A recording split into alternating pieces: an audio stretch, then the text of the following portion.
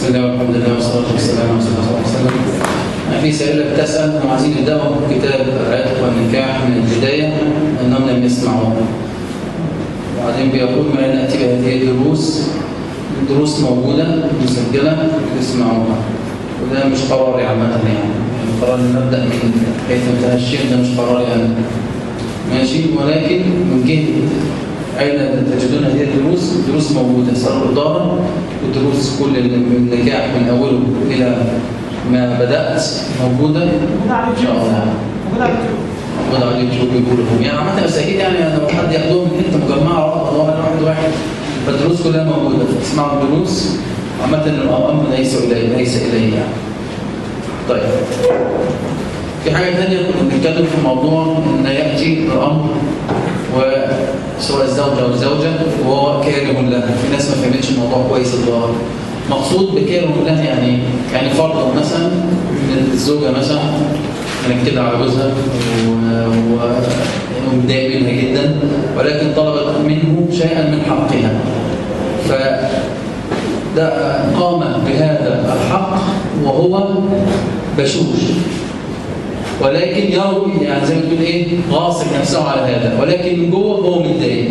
لا ده مش الحرام، ولكن الحرام ان هو ايه يفرض هذه الكرامه ويتعامل بهذه الكرامه، ولكن لو هو من داخله حتى لو كان بيحب زوجته جدا ولكن في موقف ده متضايق منها، ولكن اتى بالامر وهو ليس كارها في هذا الاتيان، فده مش المقصود، ولكن المقصود ان ياتي بالفعل هو كاره لهذا الفعل ويظهر هذا، هو ده المطلوب. انما اللي في القلب ده يعني ده الانسان ما يبقاش ليه يعني طاقه ليه، ممكن هو يكون بيحبها جدا ولكن في الموقف ده هو لسه يعني متضايق منها دلوقتي، يعني هيعالجها ازاي دي؟ ولكن اذا طلبت منه حقا فياتي هذا الحق وهو ليس كارها في هذا الاتيان بالحق. واضحه المساله بس عشان ما تشوف الموضوع غلط. طيب هو وصل القرار انت اللي جايش متاخر انت تتكلم. طيب نجي متأخر ما يسألش شوية الجلسة. لا. طيب يقول ويباشرها ما لم يضر بها أو يشغلها عن فرض. طيب يعني يباشر زوجته يستمتع بها كما شاء، ولكن بشرطين. أول حاجة بما يضر بها، يعني الزوجة عاملة عملية جراحية هو محتاج لها كل حاجة، ولكن إن باشرها أدى هذا إلى زيادة المرض أو إلى ألم شديد لا يطاق، لا يبقى ده أدى للضرر، فما يؤدي إلى الضرر فلا ضرر ولا ضرار، يبقى كان يضر بها فلا ضرر ولا ضرار. ماشي. وكذلك برضه الحمل مثلا بالنسبة للنساء، والمسألة دي كثير يعني مش عايز أقول كثير، ولكن في نساء لكن كثير فعلا حملهم غير مستقر، وده مش عدد قليل. فالثلاث شهور الأولى من الحمل الطبيبة بتمنع من الجماع، لأن قد هذا يؤدي إلى نزول الجنين ويضر بالمرأة، فساعتها نقول له لا، يبقى لا تضر بهذه المرأة في هذه الأشهر. في حاجات كتير بتعدد طبيعية، ولكن في بعض النساء الحمل بتاعهم بيبقى ضعيف جدا لدرجة إن في نساء ممكن تقعد ال9 شهور كلها على ظهرها، وفي بعضهم يقعد 4 أو 5 شهور على ظهرها خالص لغاية لما الحمل يثبت. فإن كان هذا فيه ضرر عليها فإنه نقول له لا اصبر ولا ضرر ولا ضرار. ماشي. طيب ما لم يضر بها أو يشغلها عن فرض، يعني طلب منها حاجة دلوقتي حالا ولم يبقى من مثلا من وقت صلاة العصر مثلا أو المغرب أي كان الفرض إلا الوقت الفرض نفسه، فإن فعلت هذا الفعل ضاع عليها الفرض، لا يجوز، لا تسمع كلامه وتقوم بعمل الفرض. كذلك برضه إذا كان عليها قضاء رمضان وتضيق الوقت، يعني 10 أيام فضل 10 أيام ورمضان الثاني يجي، فساعتها إيه؟ لا، يبقى ساعتها تصوم الفرض وتترك ما أمرها به لأن عليها واجب. ماشي؟ طيب. ولو السفر بالحرة ما لم تشترط ضده، يبقى له يعني يجوز له أن يسافر بالمرأة الحرة ما لم تشترط عليه، يعني في العقد أن لا يسافر بها، بأن اشترط عليها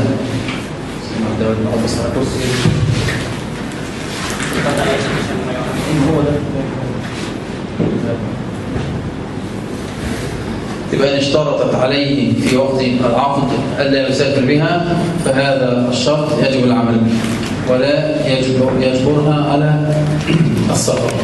طب إن لم يكن مشروطا في العقد ولكن هذا متعارف عليه عند أهل هذه البلدة أن النساء لا يخرجن مع أزواجهن، يعاشرهن بالمعروف، يبقى العرف هنا يعمل به، ما يخرجش به. لو كان ده عرف في البلد أن الزوجات لا يخرجون من هذه البلد، كل اللي جوزه بضرع قاعدين، وده عرف في البلد وسائد، الموضوع منتهى على كده.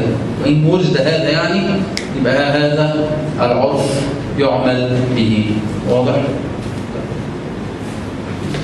ويحرم وطئها في الحيض والدبر، يعني يحرم وطئ المرأة في الحيض. وطبعا ايه ويسألك عن المحيض قل هو أذى، دي أول حاجة. ماشي. فاعتزلوا النساء في المحيض ولا تقربوهن حتى يطهرن. يطهرن ايه؟ من الحيض. فإذا تطهرن يعني امتثلن. إذا تطهرن يعني امتثلن. لا يجوز أن يأتي الزوج امرأته وإن كانت خالية من الحيض حتى تغتسل. ماشي. يجب أن تغتسل. طيب. وأتونا بحث عنكم الله. طيب خلاص ماشي. هو أذى دي مقصود فيها عين على الزوجين، هو أذى للزوج وأيضا للزوجة، فيحرم اتيان المرأة في وقت الحيض. طيب فإن عصى، في خلاف من أهل العلم مش موجود هنا في الورق، بعض أهل العلم قال عليه كفارة نصف دينار أو دينار على التخيير. ماشي. بعض أهل العلم قال هذا عليه نصف دينار أو دينار، ونخليها دينار عشان ايه؟ يدفع دم قلبه. دينار ده يعني قد ايه؟ 4 جرام وايه؟ وربع. ماشي. 4 جرام وربع في قد ايه بقى؟ 24 دلوقتي ده وصل 500 جنيه. الله، يبقى دينار حلو جدا، مش عامله السوداء دي. طب والمرأة إن طواعته فتأثم أيضا. طب إن لم تطاوعه وكانت مكرهة فلا شيء عليه. ماشي. طيب ماشي. ده ما تسألش في الدرس. ماشي. نعم. ايه؟ الأمة. طيب السفر بالأمة لا يسافر بالأمة إلا بإذن سيدها لأنها مشغولة بخدمة سيدها، فإن أذن لها السيد سافرت وإلا فلا. لا هو في حاجة هنا مصباحا بقى يعني ما هو خلاص يعني هو أذن له يسافر بيها، يبقى أذن له بالليل والنهار أصلا مش هيبقى موجود. هو هيسافر ليلا يسافر زي ليلا ويرجع، يعني يسافر بالليل ويرجع الصبح، يسافر ويرجع الصبح، حاجة اسمها كده.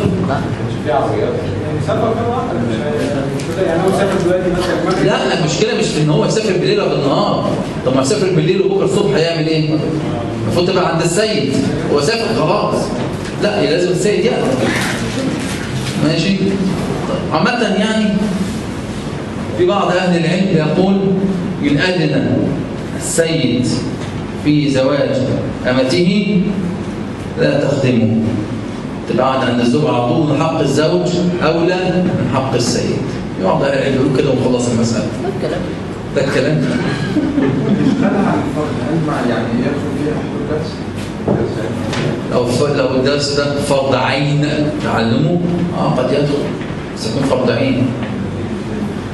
لا تيجي ازاي دي ايه؟ يعني تيجي مش ما تجيش ولا حاجه، هي بتصلي غلط طول عمرها وبعدين عارفه ان هي عايزه تتعلم بقى الصلاه وتشوف الصلاه تصلي صح ازاي، يبقى ده واجب عليها تتعلمه، يبقى ده فرض عين عليه، يبقى ساعتها يجب عليه، بس يكون متعين في هذا الوقت.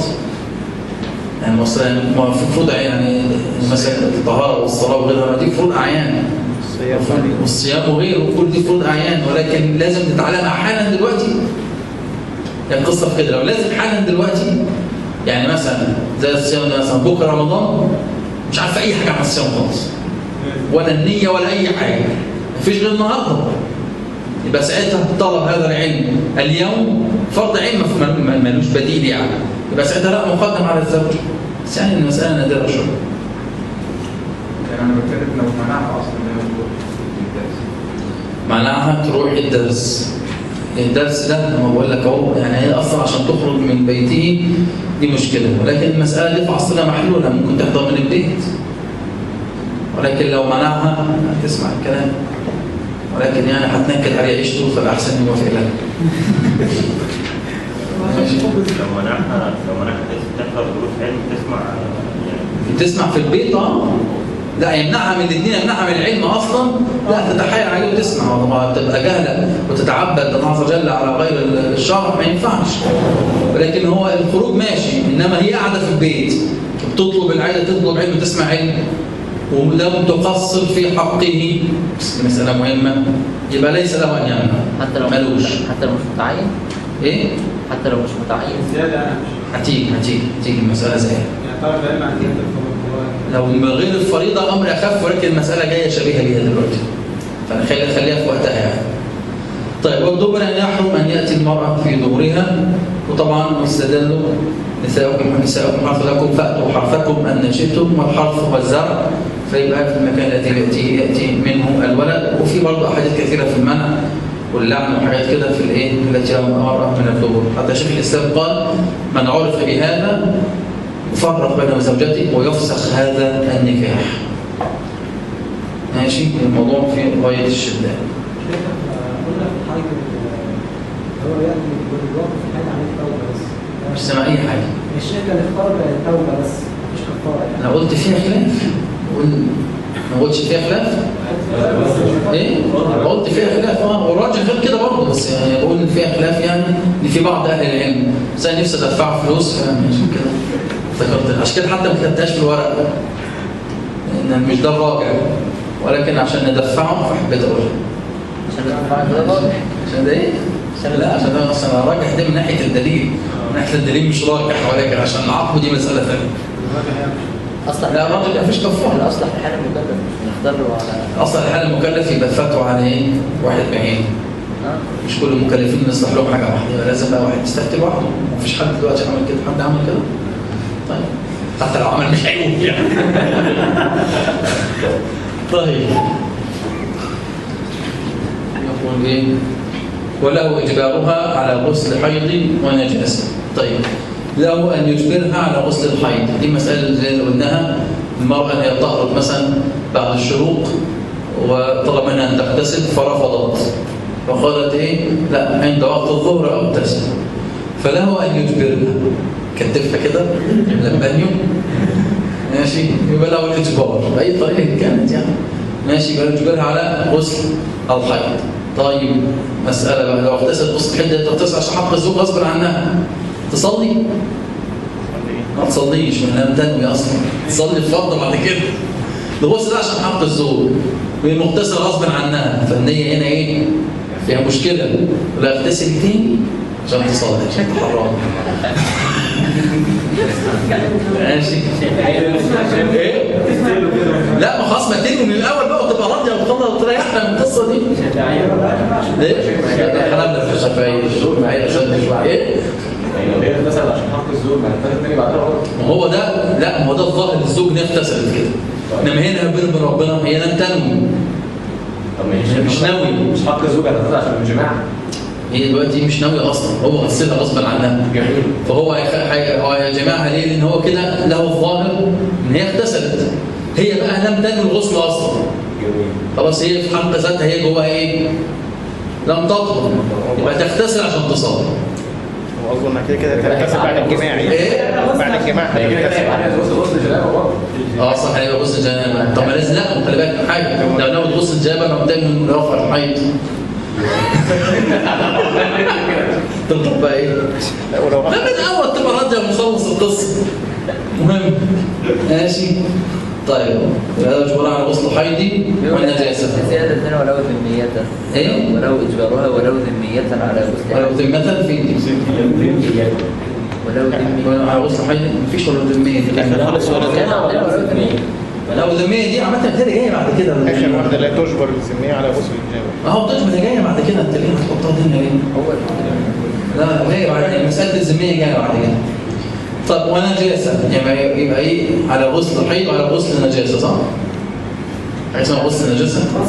يبقى غسل، يبقى فيه محذوف، يبقى المضاف هنا محذوف، يبقى غسل الحيض وغسل النجاسة. يبقى فينا هذا ايه؟ مضاف محذوف معروف طبعا، مش اسمها غسل النجاسة.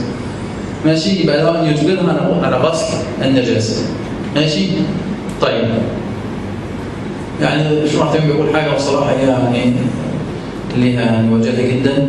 قال: لا يجبرها على غسل النجاسة إلا بشرطين. أول حاجة أن يفوت هذا عليه الاستمتاع. يعني مثلا لا مثلا نجاسة على رجليها أو على أيديها فنفسه عافت هذه النجاسة، يبقى يجبرها على رفع النجاسة عشان يعرف يستمتع بيها، إنه كده يفوت عليه الاستمتاع. ده الشرط. الشرط الثاني ألا يؤدي هذا إلى ضياع فرض. تصلي بالنجاسة؟ لا، يجبرها على إيه؟ رفع النجاسة حتى تصلي. لو الاثنين دول مش موجودين فليس له أن يجبرها. يبقى يجبرها إمتى؟ لو كان يفوت عليه الاستمتاع أو كان هذا من أجل فرض. أما في غير هذا فليس له الإجبار. يعني مثلا كانت تعبانة، كان مثلا واقع مثلا عليها نقطة نجاسة أو حاجة وتعبانة ومش قادرة وعايزة تنام وخلصانة خالص، وهو لا عايزها ولا حاجة ولا نفسه تعافى ولا حاجة، يقول لك لا خش دلوقتي وقوم اغسلي غصبا عنك. لا، ليس له الإجبار. واضح؟ طيب. وأخذ ماشي، غسل الحد والنجاسة وأخذ ما تعافه النفس من شعر وغيره. يبقى له أن يجبرها أن تأخذ من شعرها. يعني مثلا تطلع لها شنب مثلا، في بعض النساء يطلعون بعض الشعر تفضل قاعدة بالشنب قدام، لا يعني وبرضه نفسه تعافي هذا، واخد بالك؟ يبقى له أن يجبرها أن تزيد هذا الشعر، كذلك شعر العين وشعر الإبط، يعني له أن يجبرها على مثل هذا. ماشي؟ طيب بالنسبة للرجل بقى، هل له أن تجبيره على هذا؟ لا مش شنب، مش كده، مش شنب. يعني مثلا وغيره دي، طب خلينا في غيره دي الأول.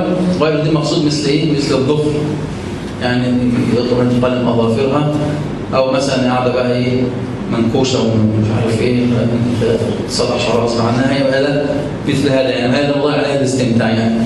طب بالعكس بقى، لو المرأة طلبت من الرجل قال يعني تجبره على أن يزيل بقى لو مثلا شعر عانة أو شعر إبط أو أظافر أو مثل هذا، طبعا ليس لها الإجبار، ما فيهاش كلام، ولكن يجب عليه هو أن يزيل هذا الأمر.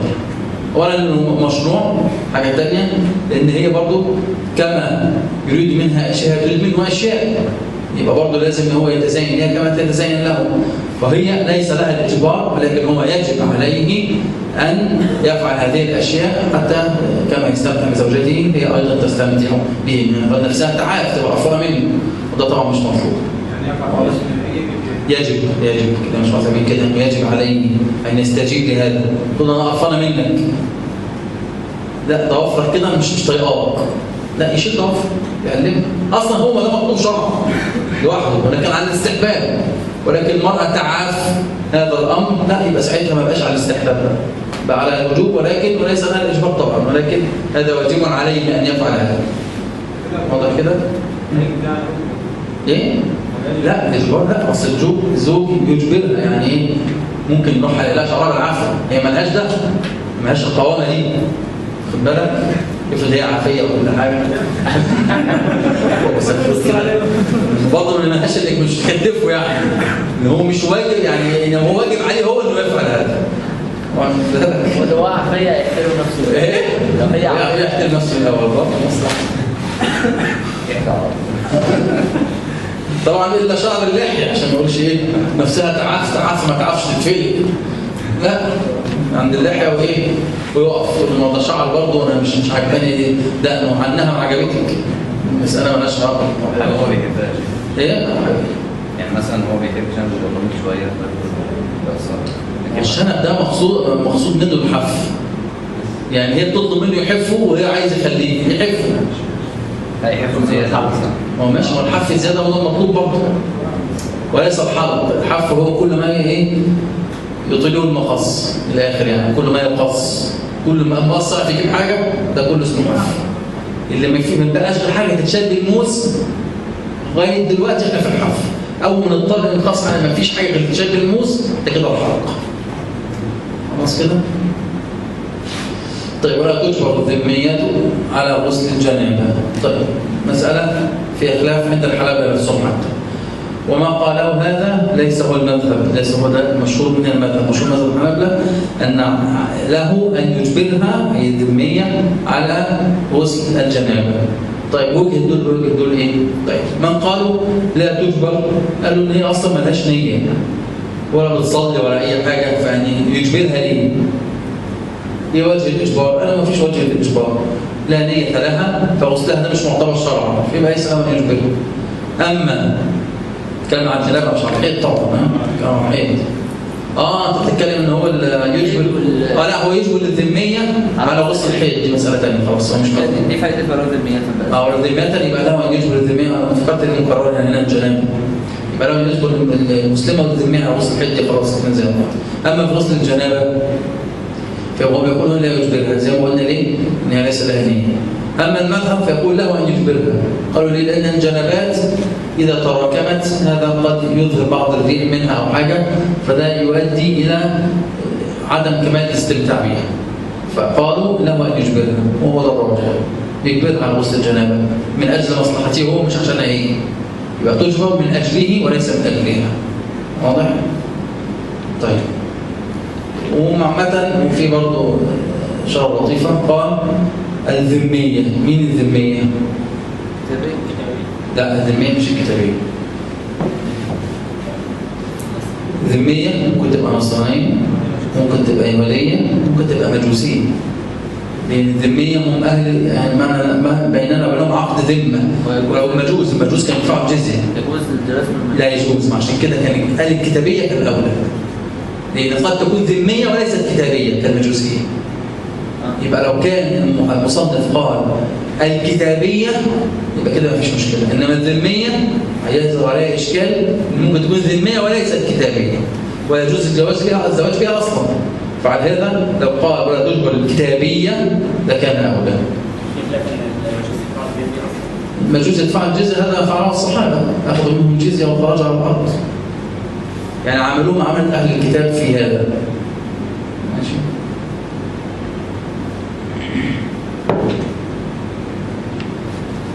فصل. ويلزمه أن يبيت عند الحرة ليلة من 4 وينفل إن أراد في الباقي. ويلزمه يعني الزوج، يعني يجب عليه أن يبيت عند الحرة ليلة من 4. يبيت عندها يعني ينام في فراشها، مش بعدين يبات في الشقة هو في أوضة وهي في أوضة، لا. الكلام ده إنه أن ينام على فراشها. ماشي. ليلة من 4. طب استدلوا بإيه؟ استدلوا بواقعة حدثت في عن سيدنا عمر أن أتت إليه امرأة تمدح زوجها وتقول ورجل يقوم يصوم النهار ويقوم الليل ولا يأتي فراشنا، فدعا عنها سيدنا عمر واستغفر لها وانصرفت. فكان كعب بن سوار أحد التابعين كان موجود، فقال إنها جاءت تستعدي على زوجها، تشتكي منه أصلا، واخد بالك؟ فسيدنا عمر أمر أن يأتي رجل المرأة وأن يحكم بينهم كعب بن سوار، فقال لها ليلة من 4، لأنه ممكن يكون عند 4 زوجات، فلها ليلة من 4 يكون يبيت على فراشها ليلة من 4 ليالي.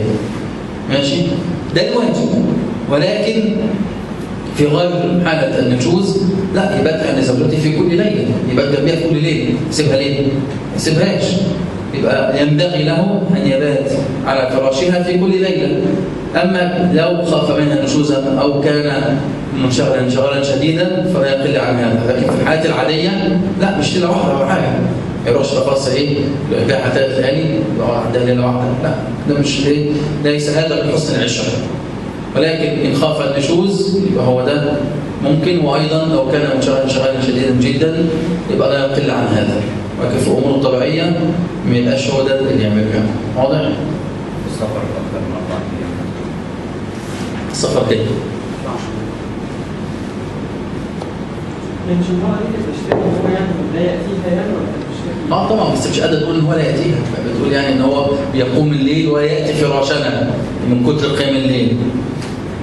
طبعا بتكلم تقول له يعني المعنى هنا مش ان هو يعني يأتيها مرة كل مرة. احنا دلوقتي هي بتشتكي ان هو ما بيجيلهاش اصلا. فايه الواجب على الرجل؟ انه يبات في فراشها مرة كل 4 ليالي، مش ان هو يأتيها كل 3 ليالي، مش ده مقصود. لكن على الاقل يبات في فراشها. ماشي. ويلزمه البطن. نعم. وقلنا ده مختار في حالة النشوز وفي حالة يعني الضرورة يعني الانشغال الشديد جدا يعني اللي ده محيص عنه. أما الاختيار لا طبعا. كان العكس، يعني ممكن واحد يكون مثلا عايز يبات بره 5-6 أيام. عايز يبقى بره 5-6 أيام ويسيبها هي تخبط دماغها في الحيط. أما هو مظبط معاها. لا خلاص لو هي راضية هي دلوقتي جاءت تستعدي على زوجها، يا استخلص منك دي مسألة ثانية. بركة يا جامع بركة يا جامع، ولكن اللي بتكلم ان هي عايزاه يبقى معاها وهو اللي بيعها، لا ما يبيعهاش اكتر من كده. ولكن لو هو مثلا عايز هو مثلا هيسافر عمره 10 ايام وهيسيبها يقول لا ما تسافرش هتقعد معاك كل ده، لا يعني لو هي خلاص الموضوع كده خلاص. نعم مش حد 4 شهور في معاهم يا 4 شهور انت مش قلت لك ما تسالش؟ معلش يا شيخ سألت على كده. لا مثلا انت عمال 4 شهور دي ده الوضع مش المبيت في الفراش، دول مسألتين مختلفتين خالص. اهو جاي ويلزمه الوطء ان قدر كل ثلث سنه مره، اهو هي دي المساله كل ثلث سنه يعني قد ايه؟ 4 شهور خلاص كده استريحت. طيب ويلزمه الوطء ان قدر كل ثلث سنه مره. طيب استدلوا بايه؟ يعني القدر ده طبعا ان كان عاجز يعني مش مسالتنا، لو كان عاجز بقى المساله بقى عدت المفروض خدتوها قبل كده، مساله العنين لا يأتي النساء ده يضرب له أجلا سنة. قالوا لي سنة، قالوا السنة تختلف فيها الفصول، ممكن هو في الشتاء ما بيقدرش أو في الحر ما بيقدرش، فلما نعدي سنة يبقى عدى عليه كل الفصول، وبعد سنة لا يستطيع أن يأتي أهلها ويبقى ده عنين، يبقى المرأة ساعتها عشان لكم المسألة دي تخير إما أن ترضى به، فإن رضت به خلاص كده راحت عليه، ترضى به هو عنين، ويا اما تطلب الفسخ ولا الفسخ. ولو كانت تعلم العنين قبل ما او تعرف ان خلاص بقى المساله كلها بتفاصيلها لا دي كانت في الاول خدتوها انا مش عايزها بقى، انا بشوف برضه عايز اقول المساله كلها فتحتها بس بقول الحته دي، انا بقول لك بقى لو اتجوزت وعنين بقى يبقى غير الاول مالهاش الفسخ خلاص. طيب ان كان عنته بسبب مرض على المذهب ليس لها الفسخ، والراجح الآتي إن كان هذا المرض لا يرجى برؤه لا لها الفسخ زي العنين. أما إن كان يرجى برؤه يعني هو عنده مشكلة وهيتعالج منها وخلاص ويبقى كويس يبقى ليس لها الفسخ خلاص كده، بس ما نخصهاش ما كانش فيها كتير. طيب استدلوا ليه كل ثلث سنة مرة بالآية اللي يدلون من نسائهم تربصوا 4 أشهر فإن فاءوا فإن الله غفور رحيم عزم الطلاق فإن الله سميع عليم. استدلوا قياسا على المولي الذي هيجي يلاقي معانا بعد كده ويحلف على زوجته لا يأتي زوجته فيضرب له الشرع 4 أشهر، إما أن يرجع عن حلفانه هذا ويأتي زوجته، يا إما لو فات 4 أشهر يطلقها أو يطلقها عليه الحاكم. هي مسألة ما تنتج معنا بعدين مسألة الإله ماشي. فاستدلوا بهذا الحديث هذه الآية ماشي. طيب والظاهر إن مش ده الراجح، الآية دي في حالة الإله هو حلف أن لا يأتي زوجته وحلف على هذا، فنقول له لك أجل 4 أشهر إما أن ترجع وإما أن تطلق. إنما دي مسألة عادية، العشرة العادية ما تبقاش كده يعني واحد يعني 2 لسه متجوزين وشباب صغيرين ولسه أجسام يفضل معذبها 4 شهور، لا يبقى هذا يكون بالمعروف بما تعارف عليه، الراجل الكبير غير الراجل الصغير، بنت الشاب غير البنت الكبيره، يبقى كل واحد يبقى ايه، يبقى ما يتعارف عليه في السن ده وفي الحال ده، يبقى مثلا الطبيعي او يعني القدر الادنى قدر قد ايه، مره مثلا كل شهر مره كل شهرين يعني ايه، يبقى هذا يقدر. انما يبقى الشابه اللي عندها مثلا 20 سنه زي اللي عندها 50 سنه نفس الحكم الاثنين مش ممكن، يبقى على ما يتعارف عليه. واضح؟ يبقى موضوع 4 شهور ده استدلال بيه بعيد، القياس هذا بعيد، ان هي دي حاله ضروره وان دي الحاله مش حاله ضروره عشان ايه؟ يعاملان نفس المعامله. واضحه كده المساله؟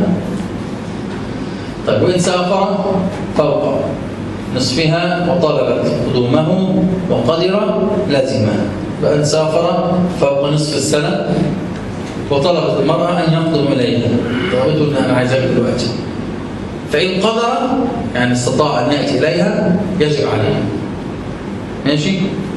طيب مطلقا كده قالوا لا إلا إن كان في سفر واجب كغزو أو حج، يعني هو في سفر واجب ما يسيبش السفر، أو طلب رزق واجب يعني مش عين يأكل ويعطل هذا الرزق الواجب عشان يعرف ياكلها بعد كده، يبقى ساعتها ما يسيبش ايه السفر.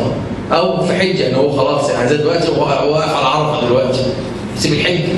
لا. طب الشيخ لو بيطلب العلم ايه؟ لو بيطلب علم واجب. وطلب العلم ده واجب، يعني علم واجب.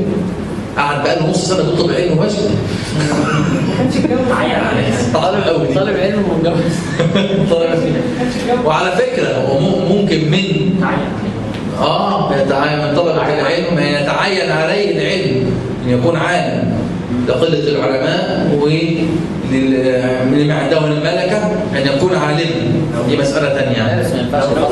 ولكن ده في حال يعني ده هيبقى في احوال في غايه الندره في العصر كله. كلنا كده وفين الملكه اصلا مش هينفع حد يجيبها لي هنا. ايه؟ بس مش الجواز 7-6 شهور. خلاص كده. طيب فين ابى احدهما اللي هم ايه؟ لا أبى أحدهما. ابى احدهم لا احدهما يبقى أحد الأمرين. احد الامرين. هو أحد الأمرين ولا واحد من الاثنين؟ ابى هو الزوج احدهما اللي هو الوطء كل 4 شهور والايه؟ ونصف السنه. تشكيل غلط طبعا هيوديك في 60 ده يعني ما ينفعش احدهما خالص. أصل هو مين؟ الكلام كله على الزوج دلوقتي، المرأة اللي جابها دلوقتي. لا ابى احدهم. ماشي يبقى ابى احد الامرين ان هو الوضع كل 4 شهور كل 4 شهور او سوف فوق النصف طلبت منه فلم ياتي. ابى الاثنين دول فرق بينهما بطلبها. يبقى فرق بينهما يفسخ هذا النكاح بطلب الزوجة. ماشي؟ ايه؟ هنا حاجتين. ابى حاجتين الوضع او القدوم. ماشي؟ طيب فرق طبعا بناء على المجهول ان الذي يفرق بينهما هو مين؟ الحاكم. ماشي؟ وبطلبها. ماشي؟ اذا طلبت الفسخ. طيب هل يرجع الحاكم الى الزوج؟ من اهل العلم قالوا لا يرجع الى الزوج، ولكن ان ابى الزوج طلق عليه خالص. والظاهر ان غير كده، ان هو يرجع الى الزوج. لعل الزوج له عذر لا يريد ان يبينه للزوجه، يكون عنده حاجه واجبه تمنعه يعني، فان وصل الامر الى القضاء بينه. يبقى هو يرجع للزوج الاول. في الزوج عنده حاجات عذر من الاعذار الواجبه التي تمنعه من ان يذهب الى زوجته. يبقى ساعتها ايه؟ لما يلاقي ان الموضوع ما كانش عايز يرد عليه ان الموضوع دخل فيه فسخ، لا يبقى ساعتها يرد على الحاكم. يبقى الحاكم بخاطب الزوج فإن أبى طلق عليه، وإن كان العذر شرعي مقبول فلا يفسخ. واضح كده؟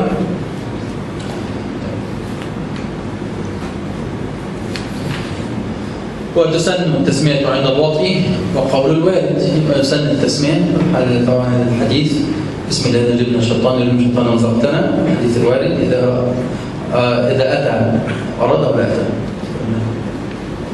لو أن أحدكم إذا أراد أن يأتي أهله قال بسم الله نجبنا الشيطان رزقتنا. ماشي؟ طيب يبقى هو إيه؟ ده الحديث الوالد وقول الوالد وده الحديث الوالد. طيب بعض أهل العلم قال تقولون النساء أيضا، يعني الرجل والمرأة يقولون هذا الذكر. بعض العلماء قال لا الرجل بس، من حيث يقول إيه؟ أراد أحدكم أن يأتي أهله، خطاب لمين؟ الرجل ليس للمرأة. فقالوا الرجل هو الذي يقول. يكون أمر بسيط يعني. طيب بقية الحديث إيه؟ فإنه قدر بينهما ولد لم يضره الشيطان أبدا. أنت كده على جنب. ماشي؟ طيب مش ممكن واحد بيخلف عيال وعيل كل مرة يقول الحديث ويطلع حتة عيل ويقول له قوم في عز الظهر. اختلفوا في تأويل الحديث ده على قول. القول الأول لم يضره الشيطان أبدا، يقصده يضره يعني في بدنه. عارفين طبعا أن يولد الطفل ينغزه الشيطان في وسطه أو فقالوا الحديث ده يعني لا يضره الشيطان في بدنه. بعض العلم قال لا الحديث على أصله هو لا يضر الشيطان أبدا خالص، ولكن يوجد موانع. هذه الموانع تؤدي إلى يضر الشيطان. زي ايه؟ عارفين الحديث الرجل الأشعث أخبر رافع يديه يمد الله إلى السماء يدعو يا رب يا رب. واكله مطعمه حرام وشربه حرام وغذي حرام فانه يستجاب له. يعني عمل كل الاسباب تؤدي لاجابه الدعوه، ولكن في موانع من الاستجابه. وكذلك هنا هو الرجل اتى بالسبب ان لا ينزغ الشيطان ابنه، ولكن في موانع سواء منه او ابنه دي مساله ثانيه، ولكن في موانع ادت الى ان الشيطان نزغ ابنه. واضح كده؟ طيب وعامة وبرضه في الآية الله عز وجل يقول الشيطان أجلب عليهم بخيلك ورجلك وشاركهم في الأموال والأولاد. بعض أهل العلم قال يشارك الشيطان الرجل في أولاده بأن يأتي معه أهله إذا لم يسمي. يعني الشيطان يستمتع بالمرأة كما يستمتع بها الرجل إذا لم يسمي. فالموضوع خطير. الدعاء ده لازم يقال إذا أراد الجماع. طيب ويكره كثرة الكلام. طبعا المقام مش مقام كلام، يعني مش يكره الكلام، كثرة الكلام مش عايزين نقعد نحكي ماشي. طيب والحاجات اللي هي دي بقى يعني مختلف، يعني ايه مختلف فيها جامد وهنخالف فيها كتير.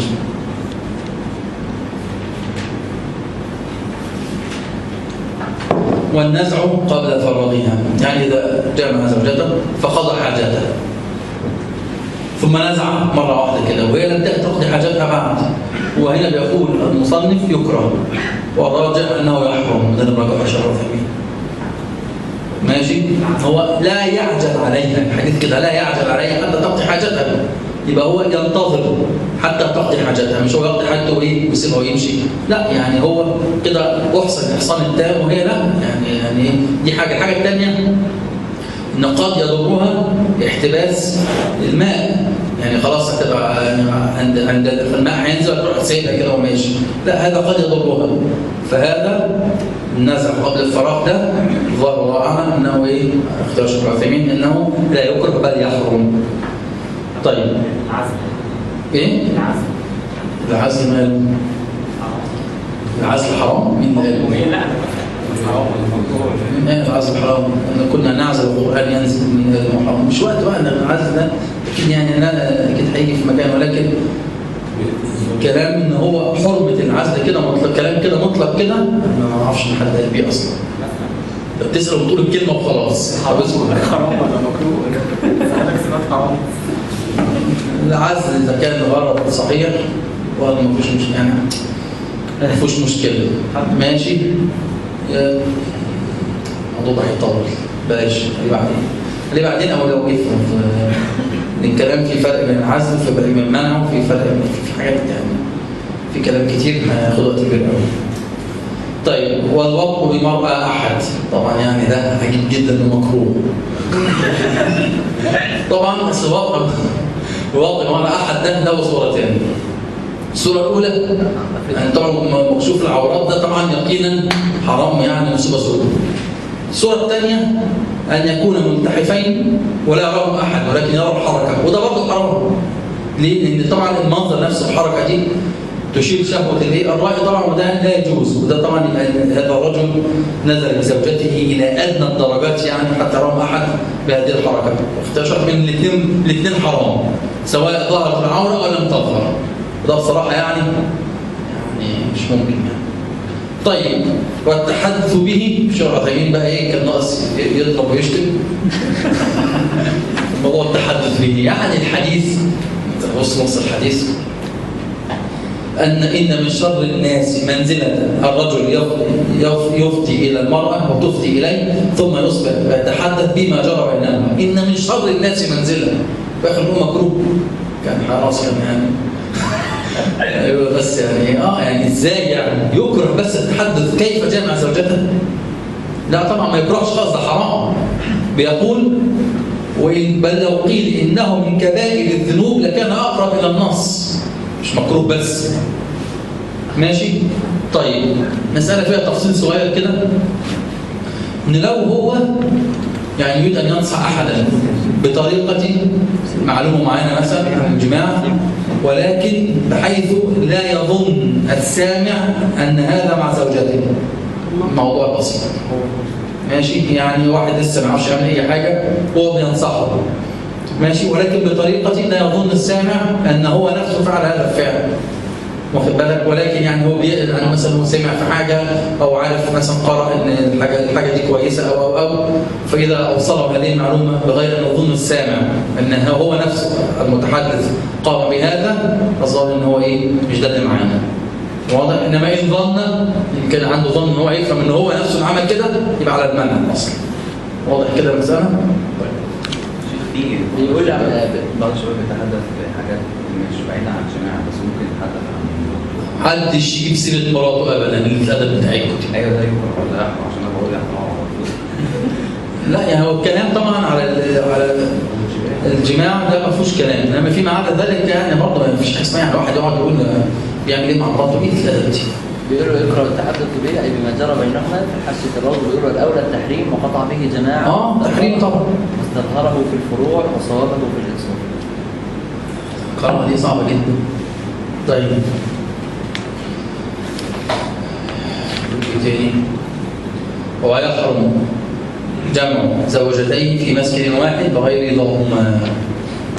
يجيش يقعدهم هما الاثنين، هو اصلا لا يجرؤ اصلا على كده، بالتالي ده اصلا غير ممكن عقلا دلوقتي يعني. ايه؟ شيخ يعقوب شقه واحده؟ لا ثانيه واحده بس. لو عماره فيها كذا شقه واربع شقق وكل شقه واحده في شقه للغير اللهم اصلا مش مشكله، حط نقط في الحيط. هنتكلم في شقه واحده. لو بيت يعني بيت عماره يعني كل واحده هي شقتها، دي مش مسالتنا. حتى لو ما رضيوش يحطوا نقط في الحيط، ان كل واحده كل مرأة مستقله بمسكنها. اما الاثنين في مسكن واحد صعب، مش موضوع صعب. ماشي بغير رضاهم، انما لو رضيوا ماشي. مش هتيجي يقول ان ده وجد، ان وجد يعني ما اعرفش ازاي، بس يقول وجد يعني ان هو مرتين يعني كانوا اصحاب وهم رضيوا ان هم يعيشوا معاه في شقه واحده، ماشي. كل واحد له اوضه بس يعني شقه واحده، ماشي. هم رضيوا، لو رضيوا بقى ماشي. في واحد بوست كده على الفيس كان واحد متجوز 4 في شقة واحدة. 4 في شقه واحده، كل واحدة لسه عايش. ماشي. طيب لها ايه؟ نعم. وله منعها من الخروج من منزله. طيب المسألة دي بقى عايزة تفصيل شوية. يعني للزوج أن يمنع امرأته من الخروج من المنزل، طبعا ماشي. مسألة فيها تفصيل. طب لو كان هذا الخروج لا يضره، ليس فيه ضرر لا عليها ولا عليه، بل فيه مصلحة تطلب العلم أو فساعتها الأولى أن لا يمنعها. لو هتحضر مجلس العلم وتتعلم العلم يبقى لا يمنعها. لو فضل يمنعها كده يبقى طبعا هتيجي عليه هو وعيل في البيت جامد، وطبعا يمنعها من طلب العلم أو يمنعها من مجالس الخير، لا ينبغي له مثل هذا. طيب لو هذا الخروج فيه ضرر عليها أو عليه، ازاي؟ عليه ازاي؟ تخرج صاحبتها لا ده احنا بناخد كذا، انا مرتب جوزي كذا، انا مش عارف ايه، ترجع البيت تنكد على اهله كلهم، واخد بالك؟ لا يبقى يمنعها من الخروج. ليه؟ هذه المرأة تفسد زوجته عليه، يبقى يمنعها من الخروج. هذا فيه ضرر عليه. طب ضرر عليها ازاي؟ يعني ممكن تخرج هي وبعدين ايه وجوزها مش حلو قوي، تقعد بقى ايه تشوف في الشارع الشباب ومش عارف ايه، ترجع كارهه جوزها، ضرر عليه برضه. ده ضرر عليه برضه. لو كان ضرر عليها عايزين نجيب صورتها كده. ايه؟ مثلا حد يأذيها في الشارع او حاجه يبقى برضه ايه يمنعها. ماشي. طيب مفيش مصلحه من الخروج ولا ضرر، يبقى ينصحها بألا تخرج، بيوتهن خير لهن. طيب بتزن بقى ووجع دماغه، يعطيها قدر من الحريه، لان هو فضل مناعها على طول هيؤدي الى شقاق، ولكن يعطيها بعض القدر من الحريه، واخد بالك؟ ويعني وايه زي ما بيقولوا يمسك الامور كده من النص بحكمه، يعني يمنع احيانا ويرشدها احيانا تروح لحته معينه تحس يبقى في مصلحه، او في يعني ايه ما يحسسهاش ان هي قاعده في سجن. يعني لو حسسها ان هي قاعده في سجن الموضوع هيجي عليه هو في الاخر بوبال. تقول له خلاص مش انت عايز نقعد في البيت، طب انا قاعده لك في البيت بس. شوف العمل اللي يدخل في المسألة دي. الايه؟ العمل عمل جاي. ولا شيخ لو مثلا بتزور اهلها بافراط، لو تزور اهلها بافراط احنا قلنا له ان يمنعها اصلا. ماشي. طب الزياره دي بتجيب ضرر عليه؟ ما تجيبش ضرر عليه الزياره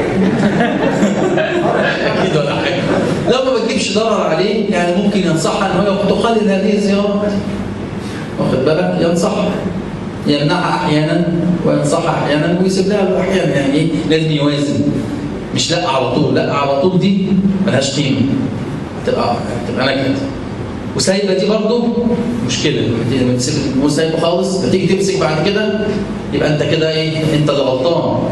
انت سايب الايه؟ الحريه على طول. ما تيجي تمسك مره يبقى في حاجه غلط، محدش هيفهم انك بتحاول توازن.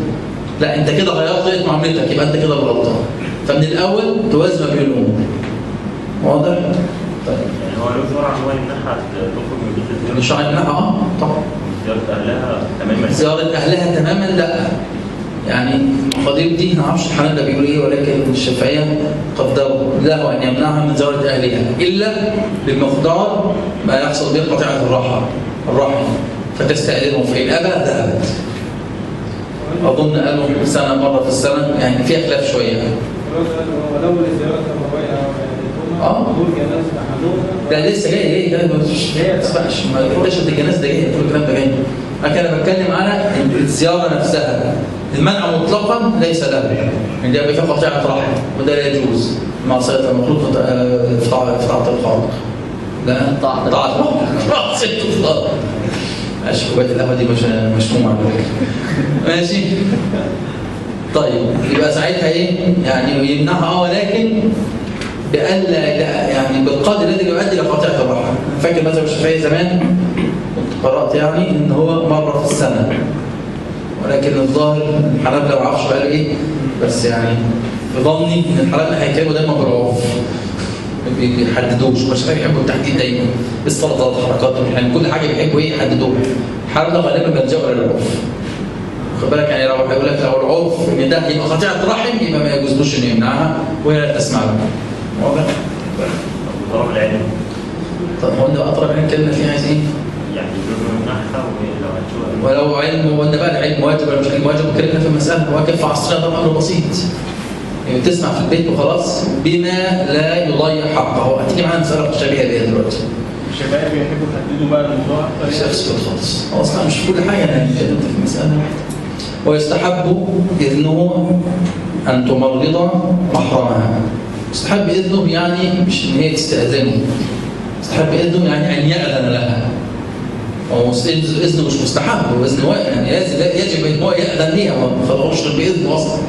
ولكن بيتكلم ان هو اذا استاذنت فيستحب له ان ياذن لها ان تمرض محرمها. طبعا التمريض ده بيبقى مختلف شويه. التمريض ده مش راح تشوفه تمشي، دي قاعده ممكن تقعد يوم 2 3 في مريض بتمرضه، فيبقى ايه؟ طبعا ده في ضياع لكثير من حقوق الزوج. فيستحب برضه ان ياذن لها الا في ضروره، يعني ابوها عيان وما فيش اي حد يمرضه غير هو غير هي، ولو ما رضوش ممكن الراجل يموت. ساعتها بقى ايه؟ مش يستحب، يجب عليها ان ياذن.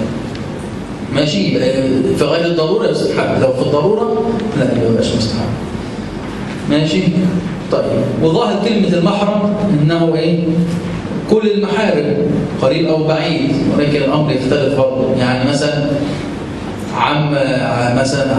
عمها من جهه ابوها مثلا، هو ده محرم برضه. ماشي. بس بعيد. ولا ابوها، الاثنين زي بعض لا ما يعملوش نفس المعامله. ماشي. يبقى ايه؟ يعني برضه بيجي هو يأذن او ما يأذنش بيحط دايما في ايه؟ في حسبانه ايه؟ ان المحرم ده مش اي حد، يعني الاب غير الاخ غير الابن، كل واحد فيهم برضه ايه؟ يوازن الامور. نعم. لو رمى عليها يمين طلاق مثلا مين طلاق؟ لما يجي الطلاق بيتكلم اللي عايز تطلع على طول كده. كاتب في حاشية الربط ويستحب لها إن تمرض محرمة بكسر الهمزة وفتح التاء والميم والراء. عندي تمرض. أنا بقول لك كاتب ابن قاسم إن يعني كاتب كده بكسر الهمزة وفتح التاء والميم والراء، يعني إن تمرض أو الظاهر في نسخة ثانية مرض. ويستحب بإذنه أن تمرض. ما تمرض ده هتلاقي ممكن فيه، بس هي نفس المعنى في الآخر يعني. أصل هو كاتبها بالذات يعني. ما أنا عارف، بس يعني هو ده بس يعني هتلاقي في نسختين. طيب وتشهد جنازته يعني إيه؟ طبعا دي يعني إذا لها انتشر الجنازة دي طبعا هي فيها كلام شوية. نقول الجنازة للنساء ده في مختلف فيه. حديث المعطية نهينا عن اتباع الجنائز ولم يعزم علينا. بعض أهل العلم قالوا لم يعزم علينا يبقى الأمر إيه؟ على الكراهة ليس على التحريم. بعض أهل العلم التانيين قالوا لا ده هو نهينا عن اتباع الجنائز الحديث خلص. فلم يعزم علينا هذا اجتهاد من الصحابة رضي الله عنهم قد تخالف. يبقى الأصل حديث المنع وهي اجتهدت ورأت أنه لم يعزم علينا بهذا النهي. فده اجتهاد من الصحابية يبقى تقول الصحابية ما يبقاش ايه؟ ما يبقاش بقية الحديث. الموضوع فيه خلاف شوية والظاهر ان هو لو لقى ان في الجنازة يعني هيبقى فيه بقى مخالفات من النظام والنياحة وكده وليس فيه مصلحة فله أن يمنعها. ماشي؟ الجنازة هنا مقصود بها الجنازة ككل مش الصلاة مثلا بس. يعني أصل الحديث ايه؟ نهينا عن ايه؟ حديث ايه؟ نهينا عن اتباع الجنائز. لا هي عايزة تدخل تصلي بس. يعني نصلي لما برضه اصل الامر هتصلي بس وما فيش مفاسد اسمح لها. في مفاسد اسمح لهاش. المسألة دي ما فيهاش العرف؟ ايه؟ المسألة دي ما فيهاش التزام العرف يعني؟ لا اصل في نص شرعي في العرف بقى. المسألة فيها نص شرعي. نتفق على حاجة معروف ده زي ما قلنا حتى في المسألة قلنا المعاشرة المعروف قلنا شرعا وايه؟ وعرفا. طيب إذا وجد عرف بين الناس ولكنه محرم شرعا كأنه مش موجود. يعني الناس تعرفوا إن في الأفراح يشغلوا مزيكا عرف عند كل الناس ولكن ده شرعا حرام. يبقى العرف ده مشطوب عليه القلم الجاف ملوش أي قيمة أصلا. لو تعرفوا على مخالف الشرع فلا قيمة له. أما إن سكت الشرع عن شيء وتعرف عليه الناس ده المعتبر. بس عشان مسألة العرف نخلص. ماشي دلوقتي في نص أصلا. طيب هي مسألة اللي انتوا بقى بنتكلموا فيها وله أو اللي بعديها وله منعها هي ولا منعها من إجارة نفسها. له أن يمنعها أن تؤجر نفسها يعني تروح تشتغل له أن يمنعها. ماشي يبقى ممكن يمنعها أن تذهب تؤجر نفسها. طيب إن لم تؤجر نفسها ولكنها قامت ببعض الأعمال كالخياطة وغيرها من المنزل بدون تضييع حق الزوج فليس له أن يمنعها. بقى المسألة دي يعني تقوم بجميع حقوق الزوج وهي في المنزل. تقوم بعمل زائد تكتسب وهي في المنزل ولا تضيع أي حق من حقوق الزوج فليس لها أن يمنعها. واضح؟ دي بقى ممكن يخرج عليها مسألة دروس العلم قائمة بكل حقوق عليها للزوج. تسمع طلب علم مش إن يمنعها. شغالة في الدعوة. إيه؟ شغالة في الدعوة. دعوة وعلم بقى خلاص احنا قلنا بس قاعدة في البيت بس مش تخرج غير بإذنه. لكن لو هي قاعدة في البيت وقيمة بجميع حقوق الزوج تقوم بعمل شرعي ده هنا مش شرعي ده بيقول لك تحتسب. حاجة مباحة كمان. اكتساب واخد بالك ما بالك بقى بالأمر الشرعي من باب أولى. هو منعها الخروج لطلب علم. أقول لك نص الشهرة ما شرعية حاجة. شفت يعني لو رفض ان هي تكتسب مثلا او لا اي حاجه مباحه هل يجوز ان هي تحصيها؟ ما هو ليس له أن يمنعها هي الظاهر ان هي ممكن تعمله ملوش شرعا إنه يمنعها خلاص. هو لو ادعى ضياع حق من حقوقه يسمع له.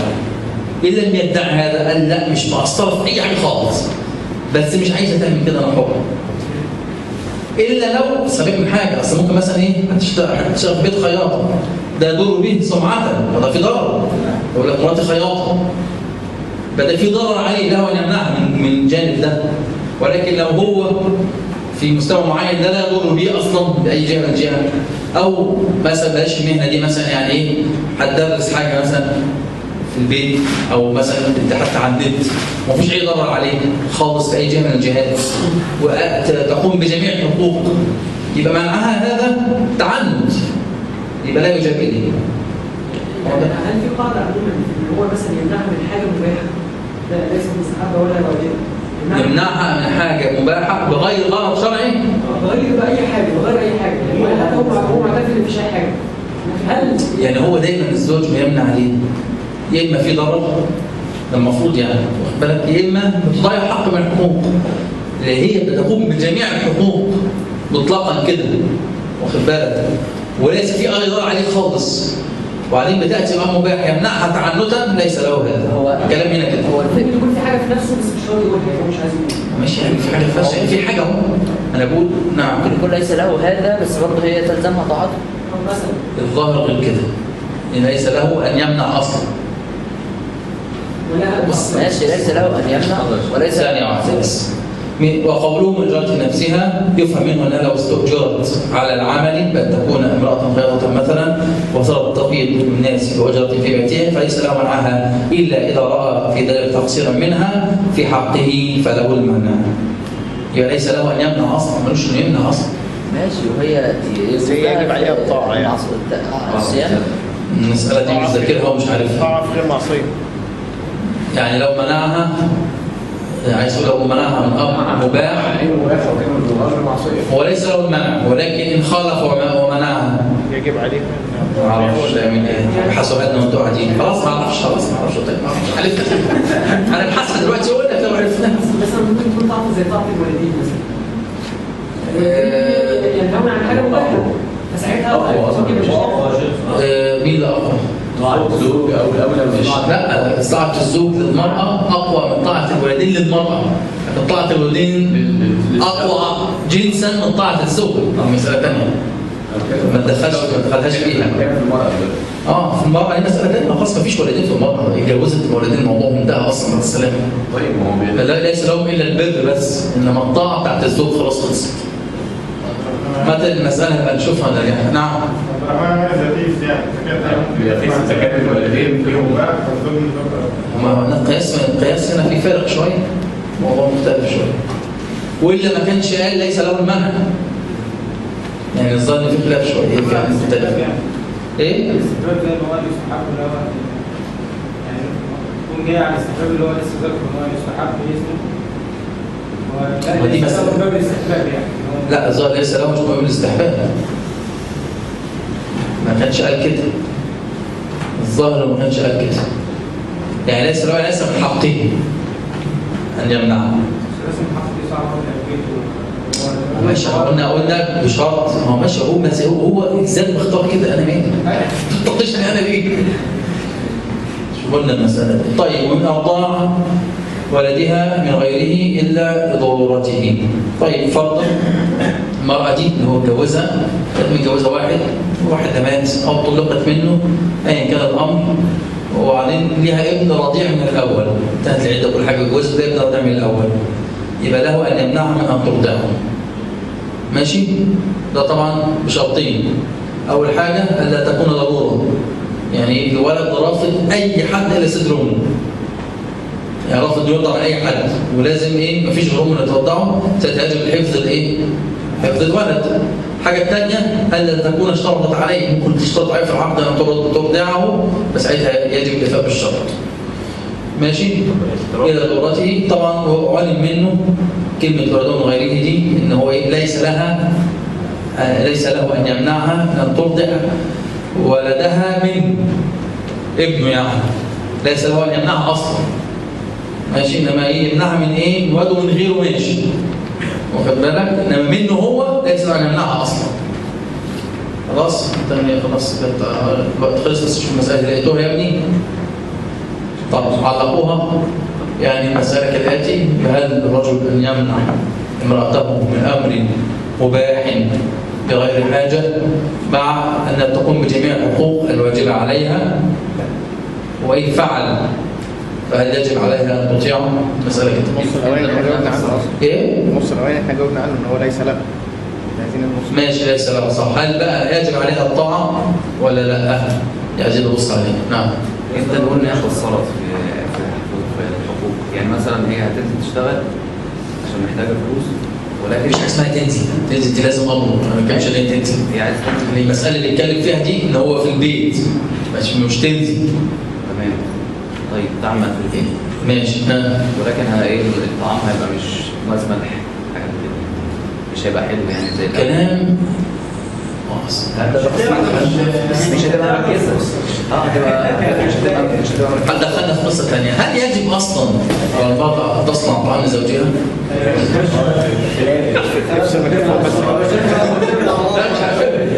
عامة الراجح والله أعلم أنه يجب عليها هذا، لأن هذا مما يتعارف عليه من الآخر. لو قلنا العشرة بالمعروف، فإن تعارف ومتعارف عليه طبعا الزوجة تطبخ لزوجها، واخد بالك؟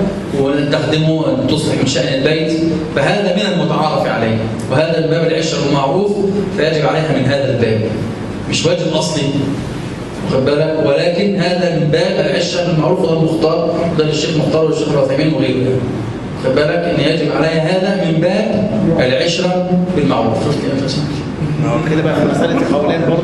لا ما قلتش كده بقى كده بقى ما عملناش شيء، لا اصل مش واخد بالك، هو غير كده هتقفل، ولكن بالمعروف، مش عايز كل يوم صنف معين وشوف حركات في بعض الجهات اللي هم حسب العرف حسب العرف ايه واخد بالك. ومثلا زي ما قلنا مثلا لو العرف ان هي ما بتكويش، مالوش ان يجبرها على المكوى تودي للمكواجي.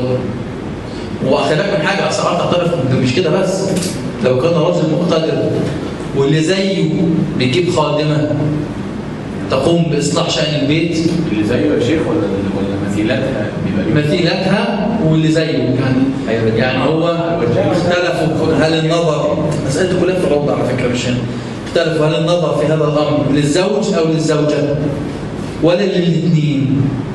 فالظاهر أنه ينظر للحل الاثنين، هي وهو متوسط الاثنين، لأن هو ممكن يبقى فقير جدا وهي غنية، ممكن عكس، فينظر إلى الوسط ما بين يعني إيه الاثنين على بعض، يعني اللي يصلح الشأن هذا. لو نظرنا لحل الزوجة بس والزوج معوش يبقى كده تعنتنا عليه. لو نظرنا حل الزوج بس وزوجة كانت مثلا فقيرة جدا، برضه يعني ايه منعناها برضه من حاجات كان ممكن تجي لها، نظرنا ايه، فاهم قصدي؟ او قد تفسد بالحاجة اللي هو هيجيبها لها، يعني الامر يعني ايه ينظر للاثنين. المسائل دي كلها هتبقى موجودة في الروضة لما تنشوف بعد 100 سنة ان شاء الله. مفيش خلاف يا شيخ موضوع ان هو قال له ورا ايه؟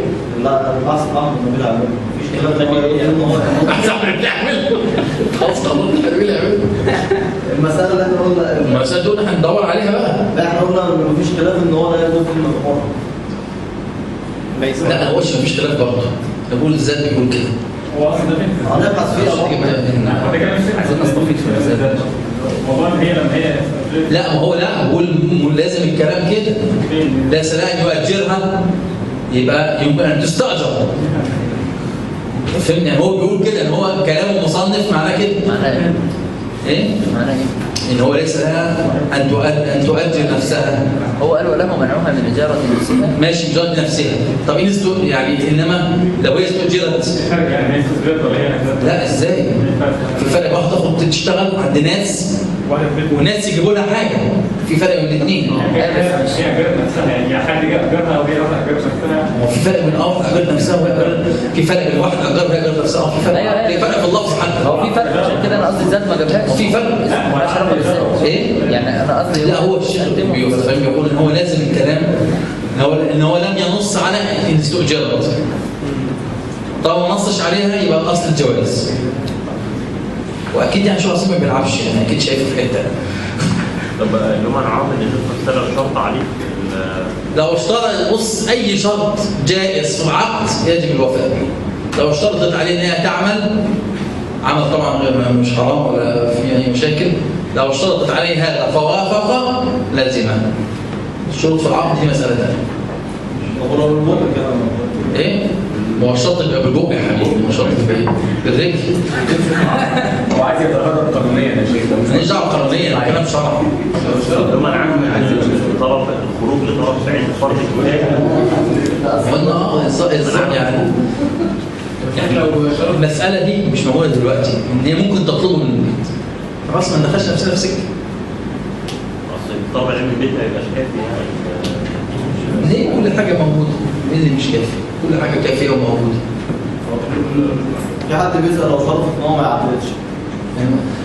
واحد بيسأل ده شرط لا يجوز. شرط لا يجوز. ماشي، في حد عشان يقول طيب في حد عنده سؤال تاني؟ ها ضد السفر. يعني هو اشترط تعريف في العقد قال لا يسافر بها، فليس له يسافر بها. مش هو اللي وافق خد موافقين. خلاص.